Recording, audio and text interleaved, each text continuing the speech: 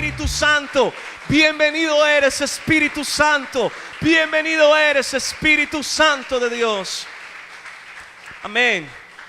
Hay una de las historias que más personalmente me encanta, me fascina, cada vez que la leo me salta a los ojos, porque es la historia de un rey que llegó al trono, primero según los registros bíblicos, el más joven, o puede decirse que fue el más joven agradando a Dios.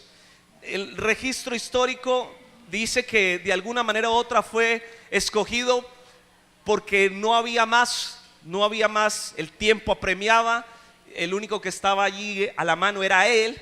Su padre acababa de morir muy joven y entonces tuvieron que tomarlo a él y colocarlo en el trono. Y de ahí en adelante, aunque no hubo cohibiciones por su corta edad, su genealogía, porque lamentablemente papá no muere de causas naturales, sino que muere a raíz de la desobediencia que tenía con Dios.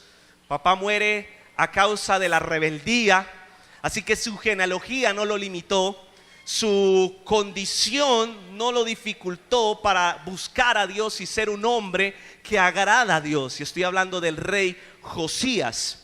Josías tenía 8 años de edad cuando asumió el trono. 8 años. Muchos de nuestros hijos tienen 8 años. Y imaginarse de alguna manera que uno de nuestros hijos tome una posición como esa, uno dice, no podrá ser posible. Pero este muchacho, este niño lo hizo. Acompáñeme a la Biblia, por favor. Claro que sí. Al segundo libro de Crónicas, capítulo 34, versículo 1. Desde el 34, vamos a ver si alcanzamos a leer, el tiempo apremia, pero quiero que leamos un buen tiempo. ¿Qué le parece si leemos Biblia? ¿Amén o no amén? Sería incoherente que usted viniera a la iglesia y no leyera Biblia. Venimos a leer la palabra del Señor, amén. ¿Cuántos trajeron Biblia de papel? Ahí, las veo. A ver, como la abuelita, a ver. Ah, qué bueno, juiciositos. Las Biblias virtuales en celulares. Ah, bueno, también se vale. Es importante que de alguna manera u otra, cuando empezaron a colocar la Biblia de papel en libros, cuando fragmentaron la palabra de Dios y la colocaron en libros, fue un escándalo total, porque eran rollos. Entonces empezaron a escandalizarse. ¿Cómo va a ser posible que la Biblia o las santas escrituras sean en un libro? Blasfemia, profanación de lo santo. Y se escandalizaron cuando empezaron a construir, a sacar la Biblia de papel. En aquel entonces la nación, la humanidad se escandalizó porque estaban sacando la Biblia de papel. Hoy en día nos escandalizamos por sacar la Biblia en el celular y decimos, oh, herejía, el celular, la Biblia no está en el celular. Pero no, es que la tecnología y los avances van siguiendo. Así que bendito Dios por los diferentes recursos, pero no deje la Biblia de papel. Invierta en una Biblia de papel. ¿Cuántos dicen amén a eso? Porque el celular se le queda sin batería, se queda sin datos. Y queda usted con que, ay, se me cayó al agua. ¿Y qué pasó? Bueno, la Biblia se cae al agua y también se daña, pero por lo menos usted la deja en el sol un ratico y se recupera. Pero la Biblia de papel es algo que permanecerá. ¿Amén o no amén? Así que no la perdamos. Segunda de Crónicas, capítulo 34, versículo 1 en adelante dice lo siguiente. Josías tenía 8 años cuando ascendió al trono y reinó en Jerusalén 31 años. Josías hizo lo que agrada al Señor, pues siguió el buen ejemplo de su antepasado David. Aunque David no era su papá, era su tatara abuelo, pero buscó de alguna manera registros bíblicos, registros históricos para seguir el ejemplo de David. Continúo leyendo. No se desvió de él ni en el más mínimo detalle. En el año 8 de su reinado, siendo aún muy joven, escuche esto, Josías comenzó a buscar al Dios de su antepasado David. En el año 12 empezó a purificar a Judá y a Jerusalén, quitando los santuarios paganos, las imágenes de la diosa Cera y los ídolos y las imágenes de metal fundido. Versículo 4, por favor. En su presencia fueron destruidos los altares de los Baales y los altares sobre los que se quemaba incienso. También fueron despedazadas las imágenes para el culto de Acera y los de Aserá y los ídolos y las imágenes de metal fundido que fueron reducidos a polvo, al cual fue esparcido sobre las tumbas de los que habían ofrecido sacrificios. Y el versículo 5 dice: y quemó sobre los altares los huesos de los sacerdotes, purificando así a Judá y a Jerusalén. Téngamelo allí porque voy paso a paso en la historia para que no perdamos el hilo. Si leo completamente me tocará volver otra vez. Entonces vamos los primeros 5 versículos. Encontramos este muchacho joven que decidió seguir una historia que le contaron quizás tiempo atrás. Quizás le contaban de niño que había un muchacho de 17 años de edad que derribó un gigante de 3 metros de alto. Y él de pronto empezó a despertar su deseo de saber quién era ese muchacho y por qué tenía tanta virtud, tantas bendiciones, y por qué de alguna manera u otra tenían un registro de él en algún lado. Porque si hablaban de David en ese entonces era porque tenían un registro, qué sé yo, un cuadro, un monumento, un libro, algo tenían de registro de David. Así que Josías decide buscar, indagar el pasado de David y se da cuenta de que era un hombre que era conforme al corazón de Dios. Y no decidió Josías seguir el ejemplo de papá, ni de siquiera del abuelo, ni siquiera del bisabuelo, sino que se fue hasta la genealogía de David varios años atrás, decenas de años atrás, y decir: yo quiero ser como él. Y aquí hay algo muy interesante que tú y yo debemos de empezar a tener claro. Nuestra vida, nuestra manera de ser no tiene por qué estar condicionada por lo que fueron tus antepasados. ¿Sí o no? Es que muchos dicen: es que yo soy así porque papá fue así. Es que yo tengo esta condición, yo vivo en esta manera, yo soy de esta forma, es porque mi abuelo fue así, mi papá fue así, y eso no tiene nada que ver. Tu destino, tu futuro, lo que tú eres, lo que tú tienes, lo determinas tú en Cristo Jesús. ¿Cuántos dicen amén a eso? Así que eso es lo que primero salta en la historia de este muchacho. Rompe protocolos, rompe genealogías y determina buscar a Dios. Acto seguido dice la palabra que purificó a Jerusalén y a Judá, porque los antepasados, su padre no era un hombre que agradaba a Dios. Qué cosa tan interesante, que muchos tenemos que enmendar el pasado, tratar de solucionar y cerrar las grietas de nuestras genealogías. No podemos dejar eso así. Tenemos que reformar ese daño que hicieron nuestros antepasados. A muchos nos hicieron daño de nuestra crianza, nuestra manera de hablar, nuestra manera de ser. A muchos de alguna manera u otra han dañado y han creído que así tiene que ser y nos han dejado un futuro que, mejor dicho.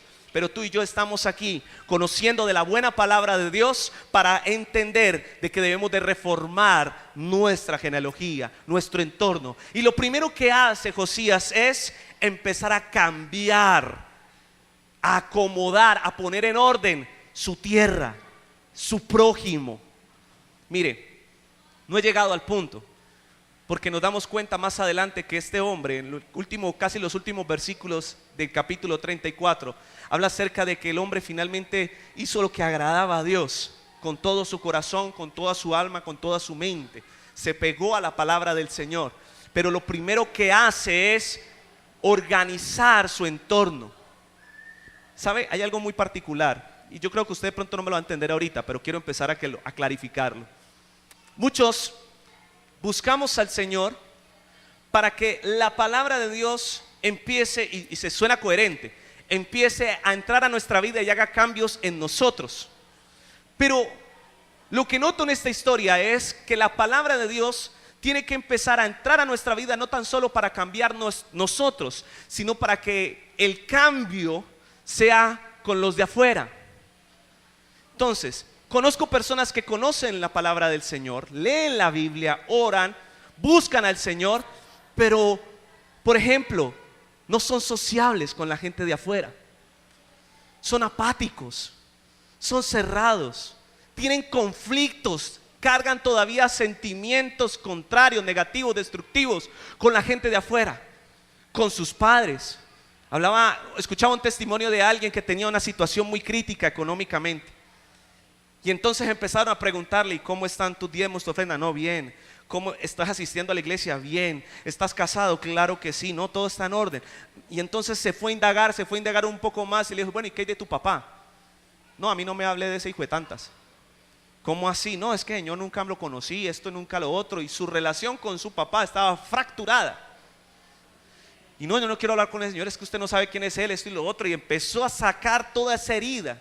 O sea, adentro se creía que estaba bien, pero la relación que tenía con, por ejemplo, Judea o Jerusalén estaba destruida. Había cosas paganas ahí en medio de todo eso. Y nosotros hemos sido llamados a restaurar los vínculos que tenemos en nuestro entorno. ¿Alguien me entiende? De pronto tienes una deuda, y no hablo de deuda monetaria, una condición, una deuda, una falta de perdón, una situación con alguien de Judea y de Jerusalén. Y no has querido reparar y solucionar eso. Y Dios nos ha llamado, así como Josías, a purificar todo ese entorno. ¿Cuántos me están entendiendo? A cerrar esos capítulos, a cambiar esa página, a pasar ese entorno. Nosotros tenemos que, la Biblia dice, tratemos de estar en paz en lo posible, en lo que dependa de nosotros. Tratemos de estar en paz con todos. ¿Alguien me entiende? Así que lo primero que hace Josías es eso. Y mire el énfasis que hace con respecto a eso. Destruye, despedaza y reduce a polvo todas las estructuras, todas las estatuas, imágenes y todo lo que adoraba a los dioses paganos. Lo destruía. Y otra de las cosas que yo veo en estos primeros versículos es lo que tenemos que poner en práctica. Tenemos que empezar a romper y a destruir todo lo que nos conecta con lo pagano. Muchos tenemos las cositas por si acaso. Y no tenemos, mire, la idiosincrasia hispanoamericana es bastante interesante. Yo lo he dicho en varias ocasiones. Nosotros guardamos las cosas por si acaso y por qué pesar. ¿Cierto que sí? Somos felices guardando las cosas por si acaso. Ay, la tenemos allí, no, es que por si acaso. ¿Y por qué tiene usted ahí eso? No, algún día. Y otra, ¿y por qué no la bota? Ay, porque es que me da un pesar. No, es que me costó mucho. Pero ¿qué te parece? ¿Qué opinas si eso de pronto te está conectando con el mundo? Quizás. Yo tuve mucho tiempo, antes de buscar bien al Señor, tuve por mucho tiempo mucha música secular. ¿Por qué la tenía? No sé. De pronto me costaba mucho. Uy, es que me costó mucho y eran ediciones inéditas. Pero en algún momento, en lo profundo del corazón, yo no me podía engañar, ni mucho menos engañar a Dios. En lo profundo del corazón sabía que si algún día yo sentía como que, ahí estaba esa canción que de alguna manera u otra me hacía como que, ¿sí me estoy haciendo entender? Me pasaba a mí. Yo fui muy débil con la música en aquel entonces. Y puede pasarte con cualquier cosa. Puede pasarte con la pequeña vitrina de licores, que hace tiempo no tomas licores, pero la tienes ahí. ¿Por qué? Porque me costó mucho y qué pesar botarla. Pero de pronto ese es tu pequeña imagen de Aserá, que de pronto tú la tienes allí diciendo, pastor, es que... Pero quizás en un momento de debilidad, en un momento donde estamos débiles espiritualmente hablando, está la alternativa para buscar eso. ¿Me estoy haciendo entender? A veces no borramos contactos en los celulares de ella o de él, que usted sabe que quedamos como amigos, pastor. Pero ¿qué opinas si ese día la relación entre tu esposa y tú no se quedó bien y dormiste en el sofá? Y en ese momento aparece ese endemoniado contacto en el celular. Cling, cling. Ay, pues vamos a charlar con él, con ella. Charlar por charlar, pastor, charlar por charlar. ¿Sabes? Josías sabía eso. Y Josías tuvo que hacer eso polvo, destruirlo, pedacitos, porque sabía que si dejaba algo por ahí medio levantadito, tarde que temprano alguno del pueblo de Judá o de Jerusalén iba y adoraba. El Espíritu Santo hoy puede estar revelándote en esta mañana, y esto es un tiempo de consagración. Que entiendas que de pronto hay algo por allí, por alguna estatuita, alguna cosa por allí, que de pronto en algún momento de la vida puede llevarte a adorar y apartarte de Dios. ¿Cuántos quieren agradar a Dios con todo el corazón? Esa adoración, esa última adoración que hicimos, yo te entrego mi ser, se llama. Eso no es tan solo para cantarlo, eso es para vivirlo y actuar en ella. Y hoy tienes que salir de aquí diciendo, Señor, voy a hacer polvo todo lo que en algún momento me pueda apartar de ti. ¿Cuántos dicen amén a eso? Yo le invito a que levante su mano derecha, cierre sus ojos y diga: examíname, Señor. Muéstrame, Dios, qué cosas hay en este momento, en mi vida, en mi casa, que de pronto pueden apartarme de ti. Muéstrales ahora mismo, Espíritu Santo, y actúa conforme a lo que Dios te está mostrando en esta hermosa mañana, en el nombre de Jesús. Amén. Dele fuerte el aplauso al Rey por eso. Así será en el nombre de Jesús. ¿Me permite seguir leyendo el versículos? ¿Sí? Versículo 8. Saltemos un poco. En el año 18 de su reinado, a los 26 años, Josías hizo algo también sorprendente. Después de haber purificado el país y el templo, Josías envió a Safán, hijo de Azalías, estos nombres como panietos, y a Maseías, gobernador de Judá, junto con el secretario Joa, hijo de Joacás, a que repararan el templo del Señor su Dios. Versículo 9. Estos se presentaron ante el sumo sacerdote Gilquías y le entregaron el dinero que había sido recaudado en el templo del Señor y que los levitas porteros habían recibido de los habitantes de Manasés y Efraín y de todo el resto de Israel, Judá y Benjamín y de los habitantes de Jerusalén. Luego entregaron el dinero a los que supervisaban la restauración del templo y estos se lo dieron a los trabajadores que estaban reparando y restaurando el templo del Señor. Versículo 11 dice lo siguiente: también les dieron dinero a los carpinteros y albañiles a fin de que compraran piedras de cantera y maderas de las vigas de los edificios de los reyes de Judá que habían dejado de deteriorar. Estos hombres realizaban su trabajo con honradez. Los que estaban al frente de ellos eran los levitas Yahat y Abdías, descendientes de Merarí, Zacarías, Mesulán, descendientes de Coat, los levitas que eran hábiles en tocar instrumentos de música. Y versículo 13 dice: era los jefes de los cargadores y todos los trabajaban en la obra, fuera cual fuera. Entre los levitas habían cronistas, oficiales y porteros. Los cronistas, los cantores, los músicos, los porteros ya no tenían nada que hacer en el templo. ¿Por qué? Porque el templo estaba en ruinas. Tiempo atrás, los reyes que habían de ahí hacia atrás de Josías nunca volvieron a preocuparse por el templo de Dios y lo dejaron deteriorar, lo dejaron destruir, lo saquearon, empezaron a robar, empezaron a meter. Y entonces creían que no, necesitamos otro Dios en ese templo y traían dioses al templo de Dios. Profanaron el templo como dio lugar. Y entonces Josías primero purifica la ciudad y se da cuenta que tiene que empezar a purificar todo lo del templo. Construir, restaurar, levantar. Y esa es la segunda ocasión, es el segundo llamado, la segunda enseñanza que te quiero dar en esta mañana a través de este texto. De que fuimos llamados a restaurar todo lo que tiene que ver con Dios. ¿Cuánto me están entendiendo? Muchos hemos menguado, muchos de alguna manera u otra. ¿Por qué lo digo? Empieza agosto, ya estamos casi que la mitad, y ahora empiezan los meses bre: septiembre, octubre, noviembre, diciembre, y empieza como la etapa de aterrizaje. Y según las estadísticas ministeriales, son los meses donde las iglesias empiezan a sufrir un poco, porque son los meses donde los miembros de la congregación empiezan a menguar en su relación con Dios. En otras palabras, nosotros lo decimos muy jocosamente: empiezan las vacaciones espirituales.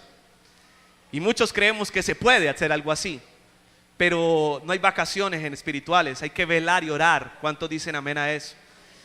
Y muchos en esta etapa de la vida empezamos a debilitar, por ejemplo, nuestro tiempo de oración. Y tenemos que empezar a restaurar, reedificar, volver a levantar y purificar esos tiempos de oración. Yo te pregunto en esta hermosa mañana, a manera de reflexión: ¿cómo están tus tiempos de oración, por ejemplo? ¿Cómo están esos momentos de oración? ¿Están fortalecidos en las madrugadas, en las noches velas? O ya estamos en una crítica oración como: Padre, en paz me acostaré, así mismo dormiré en el nombre de Jesús, amén. El Señor entiende, han sido meses duros. El Señor entiende. Y como buen padre todos entendemos, claro que sí. Pero lo que sembramos, eso cosechamos. Y debemos de ser claros de que este es el momento. Y si Dios lo colocó en nuestro corazón, me lo colocó en este momento, en el corazón, es para que tú y yo entendamos de que hay que volver a fortalecer los momentos de oración. ¿Cuántos dicen amén a eso? Hay que orar. Orar sin detenerse. Orar sin cesar, dice la palabra de Dios. Te hago otra opción, otra pregunta. ¿Cómo están tus tiempos de ayuno? ¿Hace cuánto no te pones en un buen tiempo de ayuno? Una buena jornada, unos buenos 3 días, una semana de ayuno. Uy, pastor, hace rato no me pego un ayunito. ¿Sabe que el único género que se rompe con oración y con ayuno es la incredulidad? Usted no podrá romper la incredulidad con nada si no es con ayuno, porque la incredulidad es un género carnal. Y si de pronto le ha costado creer en las promesas de Dios, es porque le falta un poquito de ayuno. Sonó como cubana esa cosa, pero hay que decirlo así. Juego mucho con los lenguajes, entonces se me enreda a veces la lengua con los lenguajes. Entonces nos pasa eso, hay que ayunar. Lo invito, amén o no amén, dígale a la persona que está a su lado: vamos a ayunar. ¿Sabes cómo se hace más fácil un ayuno? Cuando te comprometes con alguien, ayunar por alguien. ¿Cuánto lo han pasado? Y usted dice: uy, hermano, yo voy a ayunar contigo. Uy, sí, vamos a orar y vamos a orar y vamos a ayunar para que se abran las puertas. Entonces se vuelve un compromiso. Cuando uno se compromete con uno mismo, uno dice: bueno, hoy ayuno. Y esa mañana precisamente le hacen los huevos con chorizo y tocino, todo junto ahí, arepa, viaje. Y uno: bueno, mañana ayuno. Y así lo va corriendo.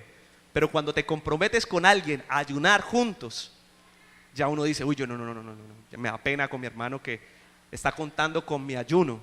Así que comprométete con un hermano, comprométete con nosotros, ayunar y orar. ¿Cuántos dicen amén a eso? Dele ese fuerte aplauso al Rey. Vamos a restaurar eso. La Biblia dice que Josías fue y restauró el templo. Otra de las cosas que yo encuentro en el templo es la alabanza. Y yo soy muy enfático en eso porque ustedes saben que yo soy muy músico. Me encanta la alabanza. Tuve el gran privilegio, hace 15 días estuvimos en retiro nacional de pastores. Toda la iglesia, todos los pastores nazarenos a nivel nacional, habíamos más de 100 pastores en ese hotel. Y Dios me dio el gran privilegio de dirigir toda la alabanza de ese tiempo, de esas cuatro días. Me sentí tan contento, veía cómo esos pastores adoraban y exaltaban al Señor. Y yo decía: wow, Señor, porque la alabanza es algo que debe de ser saliendo de nuestro corazón. Y hay que restaurar esos tiempos de alabanza. ¿Cuántos dicen amén a eso? ¿Qué está sonando en esos equipos de sonido en tu casa en este instante precisamente? ¿Qué suena mientras barres y trapeas, bella mujer que estás aquí? ¿Está sonando alabanzas o está sonando canciones como Sufrir me tocó a mí en esta vida?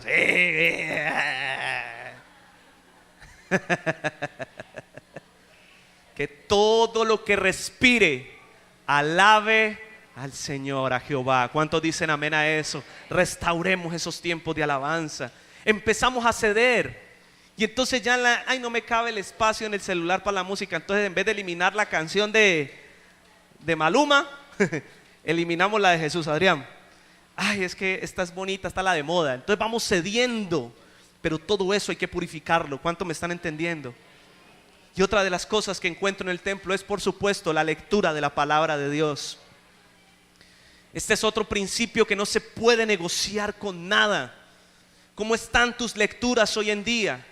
¿Sabía que la tecnología juega a favor, pero también juega en contra con respecto a la Biblia?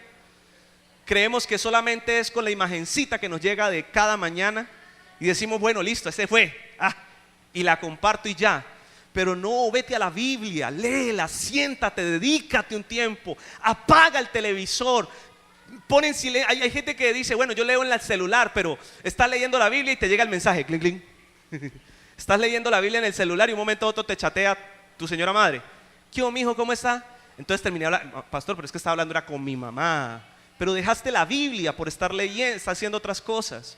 Y tenemos que restablecer esos vínculos, restaurar el templo. Diga conmigo, hay que restaurar el templo. ¿Cuántos dicen amén a eso?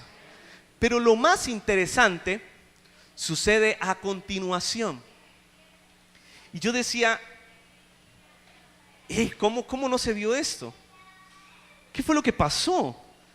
O sea, Josías empezó a restaurar y a purificar Judá y Jerusalén. ¿Amén? ¿Sí o no? ¿Estamos aquí? Purificó Judá y Jerusalén, todo, lo puso en orden. Después vino y restauró el templo. Pero en medio de eso pasó algo. Dice la palabra de Dios en el versículo 14 de ese mismo 34. ¿Estamos allí? Vamos a leer. Versículo 14, ahí está en la pantalla para los que están aquí. Al sacar el dinero recaudado en el templo del Señor, el sacerdote Hilquías encontró ¿qué? De la ley del Señor dada por medio de Moisés. ¡Wow! Hilquías le dijo al cronista Safán, he encontrado el libro de la ley en el templo del Señor. Entonces se lo entregó y Safán se lo llevó al rey y le dijo: Majestad, sus servidores están haciendo todo en cuanto se les ha encargado, han recogido el dinero que ha estado en el templo. Versículo 17, continuó leyendo, dice el Señor, y se lo han entregado a los supervisores y los trabajadores. Estos, en sus funciones de cronista, Safán también le informó al rey en el sumo sacerdote Hilquías que le había entregado un libro, el cual se lo llevó en su presencia. Y escucha el versículo 19, dice: cuando el rey oyó las palabras de la ley, se rasgó las vestiduras en señal de duelo y dio esta orden a Hilquías y a Hicán, hijo de Safán, y a Abdón, hijo de Micaías, al cronista Safán, y a Asaías, y mejor dicho a todos los Aías, su ministro personal, con respecto a lo que dice este libro que se ha encontrado: vayan a consultar al Señor por mí y por el remanente de Israel y de Judá. Sin duda que la gran ira del Señor se ha derramado contra nosotros, porque nuestros antepasados no tuvieron en cuenta su palabra, ni actuaron según lo que está escrito en este libro.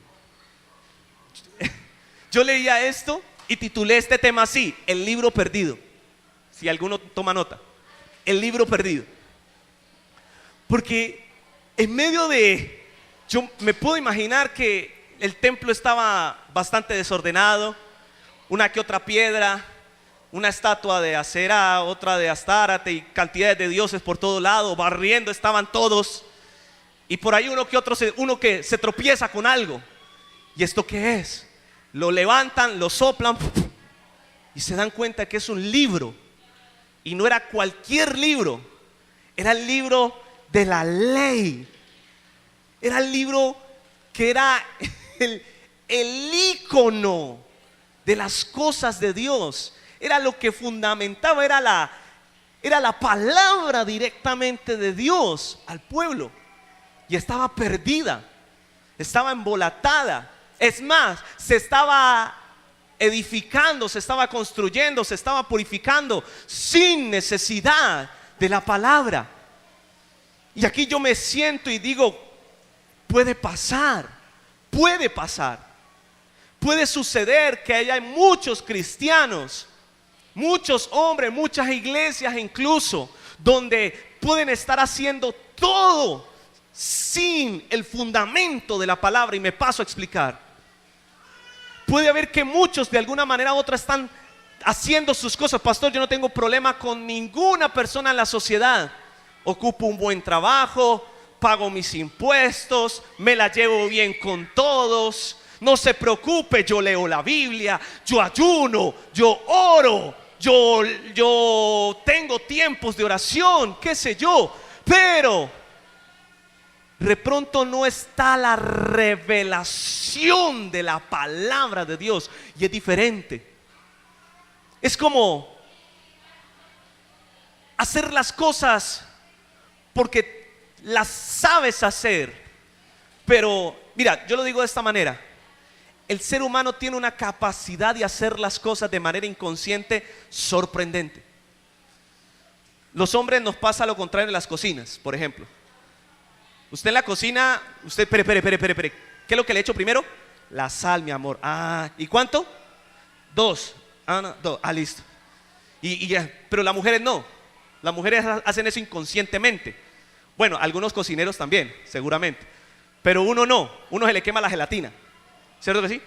Cambia la mujer y hace todo al mismo tiempo de una manera inconsciente, sabe cómo quedan las cosas sin ni siquiera probarlas. No, está bien, porque es inconsciente. Pasa lo mismo con nosotros cuando manejamos vehículos, los que manejamos carros, motos, de todo. Usted hace de manera inconsciente, usted va así de una manera inconsciente y hace las cosas y maneja y le funciona. Cuando al rato cae en cuenta, uy, verdad, estoy es como manejando, pero usted puede estar manejando, hablando por teléfono, escuchando cualquier cosa y eso lo hace de manera inconsciente. ¿Sí estoy siendo claro?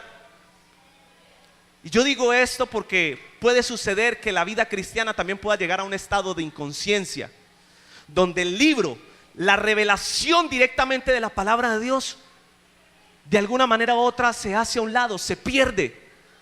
Y aquí hay algo muy delicado, porque podemos estar como lo que está sucediendo aquí, haciendo las cosas sin el Dios de la palabra. Y tenemos que volver a restaurar eso en nuestras vidas. Tenemos que encontrar esa palabra de Dios. Yo te pregunto en esta hermosa mañana, porque quiero entrar en ese tiempo de consagración. ¿Hace cuánto no sientes una revelación directamente de la palabra? Hay mucha gente que dice, pero yo leo la Biblia, pastor. No. Una cosa es leer una Biblia como un menú de cafetería. Y otra cosa es leer la Biblia. Una cosa es leer una Biblia como un periódico.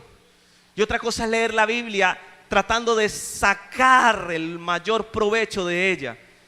Y eso solo será posible leyendo este maravilloso libro. Con ningún otro libro vas a poder sacar esa historia. Lo que yo realmente te estoy haciendo, quiero que entiendas. De pronto muchos ni siquiera han experimentado eso.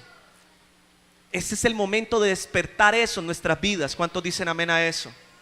Hay que restaurar, hay que volver a levantar estos tiempos. La Biblia dice que encontraron la palabra del Señor.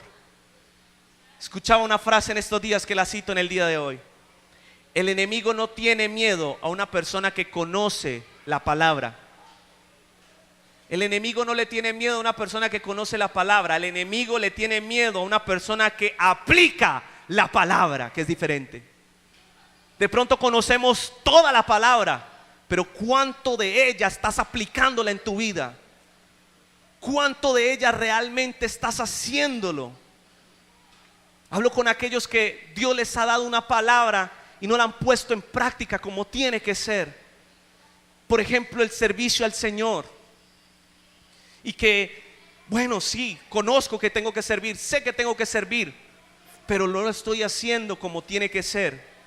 No lo he hecho, lo dejé, pero yo lo sé, pastor.